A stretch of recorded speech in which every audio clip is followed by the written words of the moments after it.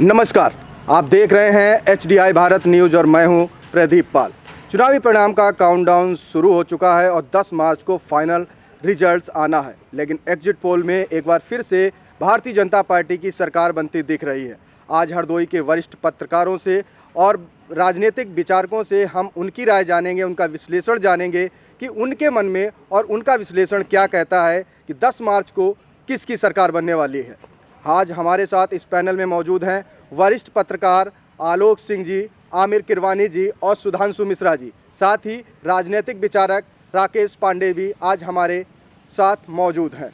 सबसे पहले आमिर जी, मैं आपसे ये जानना चाहूँगा कि यूपी में बीजेपी की कितनी सीटें आने की उम्मीद है? देखिए, जहाँ तक यूपी की बात है, जो एग्ज़िट पोल आए हैं विभिन्न चैनलों के, उन पर मैंने कभी विश्वास नहीं किया। मैंने कई बार इस बारे में फेसबुक पे पोस्ट भी लिखी, 10 साल पहले भी लिखी थी, फिर उसके बाद जब चुनाव हुए, तो इन एग्ज़िट पोल पर भरोसा बिल्कुल नहीं, मुझे तो नहीं है।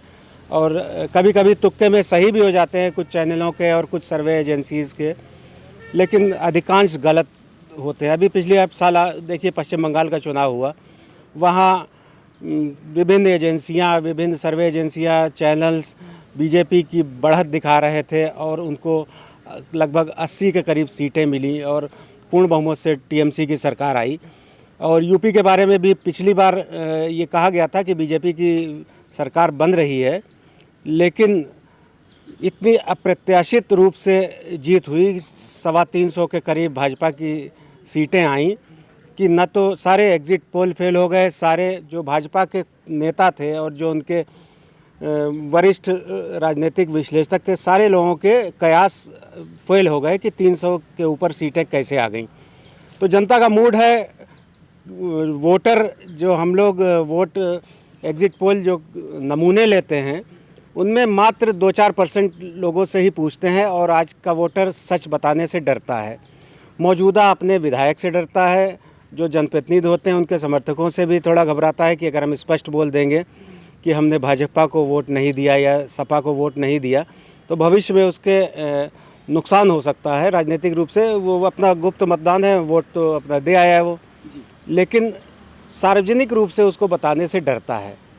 इसलिए मेरा मानना है कि एग्ज़िट पोल अभी इन पे भरोसा न किया जाए, 10 तारीख का इंतजार किया जाए। बस कुछ घंटे बचे हैं, इंतज़ार कीजिए, अब देखिए किसकी सरकार बनती है। राकेश पांडे जी, आप राजनीतिक विचारक हैं और राजनीति में काफ़ी अच्छी पकड़ रखते हैं।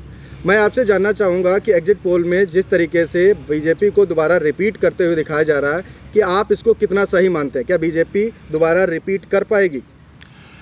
एग्ज़िट पोल को लेकर जब हम बात करते हैं या बात कर रहे हैं, तो मेरा ये इसको लेकर के जो नज़रिया है वो इस बात का है कि हम पिछले 3-4 एग्ज़िट पोल जो हुए हैं उन पर गौर फरमाते हैं, और जब उन पर गौर फरमाते हैं तो पाते हैं कि वो एग्ज़िट पोल जो फाइनल रिज़ल्ट आए उनके ठीक विपरीत रहे।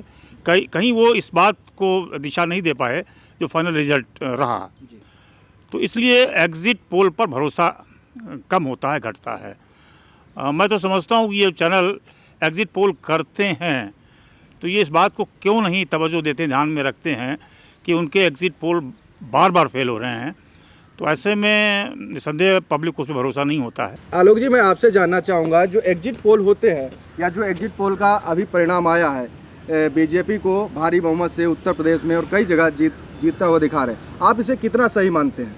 देखिए, जहाँ तक सही मानने की बात है तो जितने भी टीवी चैनल्स हैं और जितने भी अखबार हैं, सभी बीजेपी को जीतता हुआ दिखाई दे रहे हैं। तो इसका मतलब यही है, जाहिर सी बात है कि लग रहा है कि बीजेपी के धरातल कुछ कहीं से मजबूत ज़रूर होगा, उनका सुशासन या उनकी सुरक्षा का जो वोट है वो पड़ा होगा।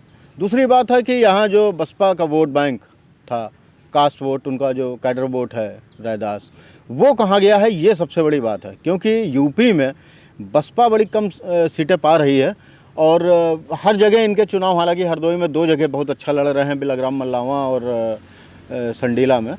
तो लेकिन अब ये देखने वाली बात होगी वो वोटर कहाँ जा रहा है। ये देखिए, एग्ज़िट पोल तो हमको ये समझ में इसलिए नहीं आता है कि एग्ज़िट पोल जो होते हैं वो हम लोग सोशल मीडिया और टीवी और अखबार के ज़रिए जो धरातल पे तैयार करते हैं, 1500, 2000, 4-4 लाख वोट है एक सीट पे, वहाँ से कैसे एग्ज़िट पोल हो सकता है? लेकिन एक सिस्टम बना है टीआरपी बढ़ाने के लिए होता है, चाहे वो अखबार हो चाहे टीवी चैनल हो, तो टीआरपी बढ़ती है, उससे लोगों में एंजॉयमेंट रहता है देखने का कि कौन क्या जीत रहा। लेकिन जो एग्ज़िट पोल होता है ये होता लगभग वोटरों का 30% है। 30% लोगों पे एग्ज़िट पोल होता है। 70% वोटर शांत है, उसके अंदर उसने क्यों वोट डाला है, क्या डाला है, ये तो 10 तारीख को ही पता चलेगा। 10 तारीख को 10-11 बजे के बाद पता चलने लगेगा। हालांकि कुछ मुद्दे जैसे सपा के थे, जैसे कांग्रेस का था स्कूटी वगैरह देंगे, महिलाओं के लिए काम करेंगे, इनके थे कि 300 यूनिट बिजली देंगे, सुरक्षा देंगे। इनका अपना ओपीएस था, सरकारी वैलिड वाले जो अपने सरकारी जो वो पेंशनर्स हैं उनके लिए। तो ये सब काफ़ी मुद्दे ऐसे थे जो लुभावने थे। लेकिन इन पे वोटिंग कितनी हुई है ये एग्ज़िट पोल में हम नहीं जान सकते। ये इसको एग्ज़िट पोल में हम इसलिए नहीं जान सकते कि ये वोट तो बैलेट पे पड़े हैं, इनको कैसे मालूम। हम जो एग्ज़िट होते हैं, जो एग्ज़िट पोल टीवी अखबार पे चलते हैं, वो अपने रिपोर्टर्स के ज़रिए होते हैं। हम लोग भी रिपोर्टर हैं, अपने भेजते हैं, तो जिस तरीके से भेजते हैं उसी तरीके से वो लोग चलाते हैं। कौन रिपोर्टर कितना ग्राउंड में है, कितना उसने देखा है, क्या देखा है, किस तरीके से, एक आइडिया होता है। लेकिन जो एग्ज़िट पोल पर, लेकिन आपकी ख़ास बात यह है कि ऐसा कोई भी चैनल नहीं है जो बीजेपी को जिताता हुआ न दिखा रहा हो। तो अगर हम 1 को गलत मान लें, 2 को गलत मान लें, 4 को गलत मान लें, लेकिन 15-20 हैं, तो लग रहा है कि भाजपा की सरकार अब की बार बनने की उम्मीद है। सुधांशु जी, आपसे मैं जानना चाहूँगा कि हरदोई में काफ़ी रोमांचक मुकाबला है। भाजपा कह रहे कि 8 की 8 सीट मैं जीत रहा हूँ और सपा कह रहे कि 8 की 8 सीटें मैं जीत रहा हूँ। आपकी इस पर क्या राय है? देखिए, 2017 की बात की जाए तो भारतीय जनता पार्टी ने 7 सीटें जीती थी। एक सीट जो हरदोई सदर की है वो समाजवादी पार्टी ने जीती थी, और नितिन अग्रवाल जो नरेश अग्रवाल के बेटे हैं उन्होंने जीती थी। और इस बार वो उनके खेमे में है, यानी नितिन जो है भाजपा के खेमे में। पहली बार वो भाजपा से चुनाव लड़ रहे हैं। उनके परिवार में अग्रवाल परिवार पहली बार भाजपा से चुनाव कोई लड़ रहा है। निश्चित तौर पे सत्ता में पार्टी रही, काफ़ी उनकी योजनाएं चली, दावा मजबूत है उनका, क्योंकि सभी दावे कर रहे हैं। अच्छा, दूसरी चीज़ यहाँ पर हरदोई का एक ट्रेंड और देखने को मिला है। 6 से ज़्यादा सीटें अगर जिसने भी पाई हैं पार्टी ने, सरकार उसी की बनी। तो इस बार 6 सिटिंग एमएलएज बीजेपी के लड़ रहे हैं। एक का टिकट काटा है संडीला का, राजकुमार अग्रवाल की जगह उन्होंने अलका अर्कवंशी को उतारा है, क्योंकि वहाँ पर अर्कवंशी समाज के बहुत वोट हैं। तो वो वहाँ पर उन्होंने वो उतारा उसको है। निश्चित तौर पे अन्य कास्ट का भी उनका समर्थन है। ऐसे में दावे तो समाजवादी पार्टी भी कर रही है, और अगर पूरी चुनाव में देखा जाए, पूरे प्रदेश में देखा जाए, तो समाजवादी पार्टी और बीजेपी के ही मध्य ही मुकाबला नज़र आया। क्योंकि जो एग्जिट पोल आए हैं वो भी यही बता रहे हैं, ना तो बसपा का बहुत अच्छा उनका रिजल्ट दे रहे हैं, ना ही कांग्रेस का। अदर्स की भी बात की जाए तो 0 से 2 तक 3 तक सीटें दे रहे हैं। एग्जिट पोल में स्विंग अगर होती है, 3-4% की भी स्विंग हो गई तो वो परिणाम बदल सकते हैं। तो कुल मिला के ये भी कहा जा सकता है कि नकारा नहीं जा सकता है, सच होते हैं, लेकिन पूर्णतया सच होते हैं, इस पर थोड़ा प्रश्न जरूर लगा हुआ है। मैं राकेश पांडे जी आपसे जानना चाहूँगा, हरदोई में जिस तरीके से चुनाव हुए हैं, हरदोई सदर में आपको क्या लगता है, क्या कुछ आपकी बीजेपी चुनाव जीत पाएगी? अग्रवाल फैमिली का यहाँ दबदबा हमेशा से रहता है और उनके खिलाफ आपकी अनिल वर्मा जी चुनाव सपा से लड़ रहे हैं। आपको क्या लगता है कि आपकी क्या परिणाम आने वाले हैं? मुझे तो ऐसा लगता है कि समाजवादी पार्टी ने अनिल वर्मा को अपना प्रत्याशी बना कर के अग्रवाल परिवार को दिक्कतों में डाल दिया है। मुकाबला अनिल वर्मा के आने से बहुत कड़ा हो गया है और बड़ा एक आमने सामने का मुकाबला है हरदोई सदर क्षेत्र। और जहाँ तक मैं समझता हूँ कि समाजवादी पार्टी ने अनिल वर्मा को जो अपना उम्मीदवार तय किया है वो जातीय समीकरणों को आंकते हुए तय किया है। अनिल वर्मा पासी समाज से आते हैं और इस विधानसभा क्षेत्र में पासी वोट बड़ी अच्छी संख्या में है। समाजवादी पार्टी का प्रत्याशी होने के नाते मुस्लिम वोटों का स्वाभाविक ध्रुवीकरण समाजवादी पार्टी के पक्ष में संभावित है। ये मुस्लिम वोट बैंक नरेश अग्रवाल का 1980 से इस पर पहला चुनाव लड़े हैं, तब से इनके पक्ष में ही जाता रहा है और ये बड़ा वोट बैंक उनकी पॉकेट से खिसकता हुआ लग रहा है। पारसी वोट बैंक भी उनके फेवर में जाता रहा है, वो भी उनसे खिसकता हुआ लग रहा है। ओबीसी में अदर बैकवर्ड क्लास जो आते हैं, तो यादव भी इनसे खिसकता हुआ लग रहा है। तो मुकाबला इनके लिए बहुत कठिन है ये। और मुझे मैं व्यक्तिगत तौर पर अगर अपना नज़रिया पेश करूं तो मुझे इस बार नितिन अग्रवाल हारते हुए नजर आ रहे हैं। आलोक जी, मैं आपसे फिर एक बार जानना चाहूँगा, क्या पुराने जो विधायक हैं वो चुनाव जीतने की स्थिति में हैं? देखिए, आपको बताएं कि जो पुराने विधायक हैं उनमें एक बस राजिया को टिकट नहीं मिला, बाकी सब पुराने ही हैं। तो इसमें जिन लोगों ने काम किया है फील्ड में, आपको बताएं जैसे सवाजपुर में जब पूरे गांव दूसरी पार्टियों ने, समाजवादी पार्टी शिवपाल यादव ने लिया था, उसके पहले भी कई बार बात हुआ, पूरा गांव ले लिया था गोद, कोई काम नहीं किया। लेकिन इस सरकार ने देखिए काम किया, 110 करोड़ की लागत से बड़ा पूरा अर्जुन पुल बन रहा है। तो जाहिर सी बात है कि अगर काम होता है तो पब्लिक से आपको वोट मांगने की ज़रूरत ही नहीं है। अब उधर तो हम लोग गए थे तो वो लोग 4-5 गांव वैसे थे जहां वो लोग कहते थे कि वोटर्स की यहाँ आने की ज़रूरत ही नहीं है बीजेपी को वोट मांगने में, तो हम वैसे ही दे देंगे क्यों काम हुआ। तो जहां काम हुआ है, अब जैसे वहाँ सड़कों पर भी बहुत अच्छा काम हुआ है, लेकिन पब्लिक ये मान के चलती है, लाभार्थी जो है वो असली वोट बैंक है भाजपा का। गाँवों की पब्लिक लाभार्थी और शहरों की पब्लिक सुशासन और सुरक्षा पर। ये वोट बैंक अगर बीजेपी को मिलता है तो ये बिल्कुल पक्का है कि ये जिस तरीके से जो एग्ज़िट पोल आए हैं इसी तरीके से सीट निकलेंगे। हालांकि एग्ज़िट पोल में 300 तक सीटें दिखा रहे हैं, लेकिन हमको नहीं लगता। हमको ये लग रहा है कि हरदोई में भी बीजेपी जो है लगभग 4 सीटें तो जीतेगी, बाकी 2-3 पार्टी, समाजवादी पार्टी भी बहुत अच्छा लड़ रही है। 2 सीटों पर जो बसपा के हैं प्रत्याशी वो बहुत अच्छा लड़ रहे हैं, चाहे मल्लावा हो, बिलग्राम, वहाँ अच्छी सीट लड़ रहे हैं सतीश वर्मा, और दूसरे संडीला से अब्दुल मन्नान जो मंत्री रहे हैं वो लड़ रहे हैं अच्छा। दूसरी बात, हम आपको अभी फिर बता रहे हैं कि जो सीटें जो बसपा अब की बार कमज़ोर लड़ रही है, बसपा 2 सीटों पर अच्छा लड़ रही है हरदोई में, 6 सीटें बची, उन पर जो बसपा का वोट बैंक कोर वोटर है वो भाजपा को कितना मिलता है, जीत इस पे निर्भर है।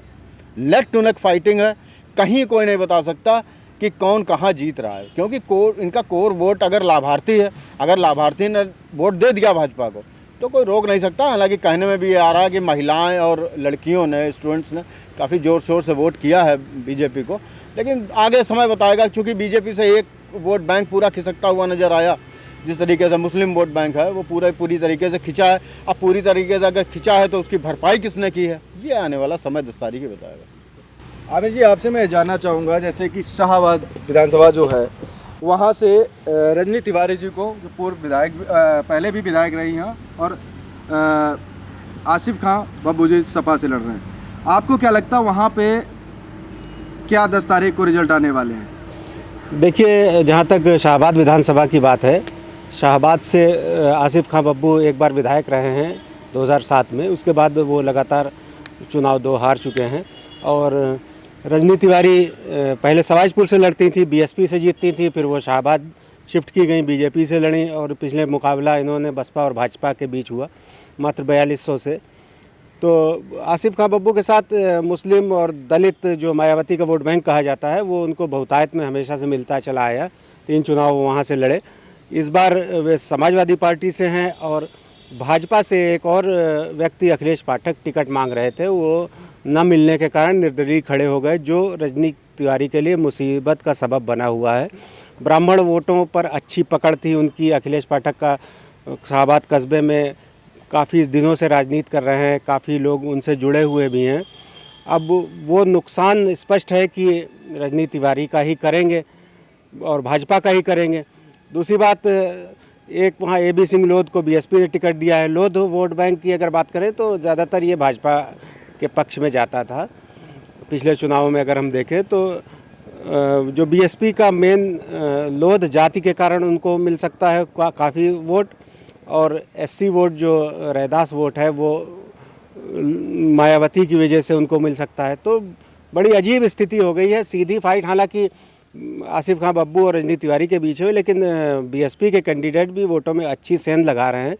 और AB सिंह और अखिलेश पाठक दोनों ही इन दोनों को प्रत्याशियों को हराने का काम कर रहे हैं, खुद जीतने की स्थिति में नहीं लग रहे हैं। सुधांशु जी, आपसे जानना चाहेंगे कि कांग्रेस और बसपा का फाइट में ना आना कहीं बीजेपी की सरकार को, मतलब बीजेपी की सरकार बनाने में मदद तो नहीं करती है, क्योंकि ये जब फाइट में होते तो इसका अपना एक कोर वोट होता था और वो अब फाइट में नज़र नहीं आता, तो वो जो वोट शिफ्ट होता है वो वही बीजेपी की जीत का कारण तो नहीं बनता। देखिए, कांग्रेस बिलग्राम मल्लावा सीट पे अच्छी लड़ी है, सवाजपुर विधानसभा सीट पर भी अच्छी लड़ी है। इसके अलावा अगर बसपा देखा जाए तो बसपा भी सतीश वर्मा को टिकट मल्लावा बिलग्राम में दिया है और उधर संडीला में अब्दुल मन्नान लड़ रहे हैं। ये 2 सीटों पर गंभीरता से चुनाव लड़ी है बसपा और कांग्रेस। लेकिन अब जो उसका वोट बैंक अपना है वो किधर ट्रांसफ़र होता है, अगर वो कैडर में ही रहता है, यानी कि अपने, क्योंकि 8वां विधानसभा में उनका प्रत्याशी तो था, अगर वो अपनी पार्टी जो उनका वोट बैंक है उसी में जाता है तो कोई फ़र्क कहीं कुछ डालने वाला नहीं है। लेकिन अगर ये वोट बैंक इधर उधर शिफ्ट होता है तो वो थोड़ा सा समीकरण बदल सकता है। और भाजपा का, जैसे कि पहले भी बताया मैंने, कि भाजपा से ही सबकी टक्कर है और भाजपा के कुछ विधायक तो अच्छे मार्जिन से जीते थे, कुछ विधायक जो जीते थे उनका मार्जिन कम था। ऐसे में इस बार जो वोटिंग परसेंटेज बहुत ज़्यादा नहीं हुआ है, जो पिछले मुकाबले 1-आधा% कुछ बढ़ा है, लेकिन बहुत ज़्यादा नहीं हुआ, ना ही बहुत कम हुआ। वापस लौट के वोट अगर आया है और उसमें कुछ ऐड हुआ है तो निश्चित तौर पे भाजपा मजबूत रहेगी, और अगर भाजपा का वोट बैंक छिटका है कुछ तो थोड़ी मुश्किल में पड़ सकती है। लेकिन मुझे ऐसा नहीं लगता है, क्योंकि आपकी सामान्यतः ये भी देखा गया है कि जो वोट भाजपा को नहीं मिलता था वो वोट भी उसने गेन किया है, तो ये एक बड़ी उपलब्धि कही जा सकती है। फाइनल में, अंतिम पड़ाव में हम ये जानना चाहेंगे, फाइनल कंक्लूजन अगर आपसे मैं पूछूं, सदर में किसकी टक्कर है, किन लोगों के बीच में टक्कर होगी? सदर में तो नितिन अग्रवाल भाजपा से हैं और समाजवादी पार्टी से अनिल वर्मा हैं, इन्हीं के बीच टक्कर है। और मैं समझता हूं कि इसमें कोई गुंजाइश की बात नहीं है कि नितिन बहुत ज़्यादा मजबूत स्थिति में है। अगर 8वें विधानसभा से आपके परिप्रेक्ष्य में, आपका व्यक्तिगत रूप से जाने तो बीजेपी कितनी सीटें निकालेगी और सपा कितनी सीटें निकालेगी? बीजेपी कम से कम 4 सीटें निकाल सकती है यहाँ पर, और समाजवादी पार्टी 3 सीटें निकाल सकती है और बहुजन समाज पार्टी 1 सीट मिल सकती है। राकेश पांडे जी, आपका राय है कि कितनी सीटें भाजपा निकाल सकती है और कितनी सपा निकाल सकती है हरदोई जिले में, मतलब हरदोई जिले में? हरदोई ज़िले में जो हमारा अपना आकलन है उसके मुताबिक भाजपा केवल 1 सीट निकाल पा रही है। समाजवादी पार्टी 5 से 7 की सीट निकाल सकती है, और अगर समाजवादी पार्टी 5 पर रह जाती है तो 1 सीट कांग्रेस और 1 सीट बसपा, या 2 सीट बसपा, कांग्रेस 0 भी रह सकती है। ये मेरा अपना निजी आकलन है। जैसे आपने कहा 2 सीट बसपा, तो वो सीट कौन सी हैं जिन पे आप बसपा को जीते हुए देख रहे हैं? 3 सीटों पर, एक तो संदीला, दूसरा बालामऊ और तीसरा बिलग्राम मल्लावा। इन 3 सीटों में कोई 2 सीट वो कैप्चर कर सकती है। और भाजपा के बारे में कहा आपने 1 सीट जीत रहे, वो कौन सी सीट है? मेरी नज़र में भाजपा बालामऊ में सुरक्षित दिखाई पड़ रही है। आलोक जी, आपसे भी इसी मैटर पर राय चाहूँगा कि हरदोई जिले में कितनी सीटें भाजपा जीत रही है और सपा कितनी जीत रही है? देखिए, हमारा जो हमने अनुमान लगाया है उसमें हरदोई से बालामऊ सीट जो है वो सेफ साइड है बिल्कुल भाजपा की, क्योंकि वहाँ कैंडिडेचर जो है सपा का, सपा ने वहाँ जानबूझ के टिकट दिया है एक ऐसे प्रत्याशी को जो चुनाव नहीं जीत सकता। तो सपा ने 3 ऐसे टिकट दिए हैं, चाहे वो कछोना हो, चाहे वो संडीला हो और चाहे वो बिलग्राम मल्लावा हो। इन 3 जगह जो सपा ने टिकट दिए हैं वो नहीं लगता कि वो जीतेंगे, जीतने के उसमें दूसरे नंबर पर नहीं रहेंगे, वो तीसरे नंबर पर रहेंगे। बाकी बची 5 सीटें सपा के पास। तो सपा की जो सबसे मजबूत सीट है वो सांडी सीट है, जहाँ से उषा वर्मा 3 बार की विधायक MP रही हैं, वो लड़ी हैं। मेन हम आपको बता रहे हैं कि जहाँ जहाँ बसपा के कैंडिडेट चुनाव हरदोई में अच्छा नहीं लड़े हैं, उनका कैडर वोट कहाँ पड़ता है? वो भाजपा में जाता है एज ए लाभार्थी, कि वो विरोध में जाता है, अन्ना पशु के विरोध में जाता है एज ए सपा में, तो ये स्विंग मार जाएगा पूरा, और 2 स्विंग का 5% भी अगर स्विंग मार गया तो सीटें बहुत कम रह जाएंगी, 2 अपने आप में। फाइनल कंक्लूजन क्या रहेगा, सीधे सीधे? हमारा फाइनल कंक्लूजन 3-3-2 है। 3-3-2, 3 भाजपा, 3 सपा और 2 बसपा। आमिर जी, आपकी इस विषय पे क्या राय है कि हरदोई जिले में 8 सीटों पे भाजपा कितनी जीतेगी और सपा कितनी जीत सकती है? देखिए, भाजपा की अगर सीटों की बात करें तो 2 से 3 सीट बीजेपी जीत सकती है, 2 भी हो सकती है, 3 भी हो सकती है, जबकि सपा 5 या 6 जीत सकती है। मैं एक घटा बढ़ा के इसलिए बता रहा हूँ ताकि एक्यूरेट अंदाज़ा लगाना मुश्किल हो रहा है। और बसपा या कांग्रेस, मतलब इसमें दोनों लोग अपनी अपनी जगह फाइट में हैं। मल्लावा में कांग्रेस बड़ी अच्छी पोजीशन में है, वहाँ सुभाष पाल लड़ रहे हैं। पिछले 2 चुनाव, विधानसभा चुनाव लड़े बड़े अच्छे। पहले विधानसभा चुनाव में उनको 55,000 वोट मिला, जबकि वो निर्दलीय प्रत्याशी थे। पिछले जो 2017 का चुनाव हुआ उसमें उनको 75,000 वोट मिले। लगातार क्षेत्र में रहते हैं, ग्राउंड पे काम कर रहे हैं, और अप्रत्याशित रूप से आखिरी क्षणों में उनका टिकट काट दिया गया, वरना सपा से बड़े अच्छे सशक्त उम्मीदवार होते और बड़ी अच्छी जीतने की पोजीशन पे होते। लेकिन मेरा एनालिसिस है कि वहाँ कांग्रेस भी बड़ी अच्छी गेंद करेगी, और चूंकि वो कुर्मी बाहुल्य बेल्ट है पूरा विधानसभा में, कुर्मियों की संख्या बड़ी अच्छी है, मुस्लिम भी काफ़ी संख्या में है, ब्राह्मण ठाकुर की संख्या थोड़ा कम है, ब्राह्मणों की ठीक ठाक है, लेकिन कुर्मियों का वोट चूँकि 3 प्रत्याशी कुर्मी हैं, इसलिए 3 जगह डिवाइड अगर हो गया, यदि एक मुश्त जाता है तो किसी भी प्रत्याशी को, चाहे वो भाजपा का भी जीत सकता है और सपा का भी जीत सकता है, और तीसरे प्रत्याशी कांग्रेस के चूँकि सुभाष पाल हैं, इसलिए अगर उनको एक मुश्त वोट मिल गया तो वो जीत सकते हैं। मुस्लिम वोट भी सुभाष पाल को मिल रहा है। फाइनल कंक्लूजन निकाले तो कितना भाजपा, सपा और बसपा में कितनी कितनी सीटें हो सकती हैं? देखिए, आधे आधे पे दोनों सीटें जीत सकती हैं, 5 और 3 भी हो सकती हैं, 4-4 भी बीजेपी सपा हो सकती हैं, 1 सीट कांग्रेस को भी मिल सकती है और 1 सीट बीएसपी को भी मिल सकती है। लेकिन मतलब 50% बीजेपी को नुकसान ज़रूर हो रहा है और सपा यहाँ से गेंद कर रही है, ऐसा मेरा मानना है। आज हमारे प्रोग्राम में आप सब जुड़ने के लिए बहुत बहुत धन्यवाद। आपने अपनी राय रखी, और HDI भारत न्यूज़ से जुड़ने के लिए बहुत बहुत धन्यवाद आप सभी का। Thank you. जैसे कि आप सब देख पा रहे हैं कि यहाँ पे जो हमारे विशेषज्ञ थे और जो वरिष्ठ पत्रकार थे, राजनीतिक विचारक थे, उनकी राय में भाजपा को यहाँ पे पिछली बार की तरह सीटें तो मिलती हुई नहीं दिख रही हैं। 5-4, 4-3, 4-4 का रेशियो सभी बता रहे हैं। अब देखने वाली बात ये 10 मार्च को ही होगी कि कितनी सीटें भाजपा जीती और कितनी सपा, बसपा और कांग्रेस। ये समय ही बताएगा। 10 तारीख के 12 बजे तक तस्वीर क्लियर हो जाएगी। नमस्कार।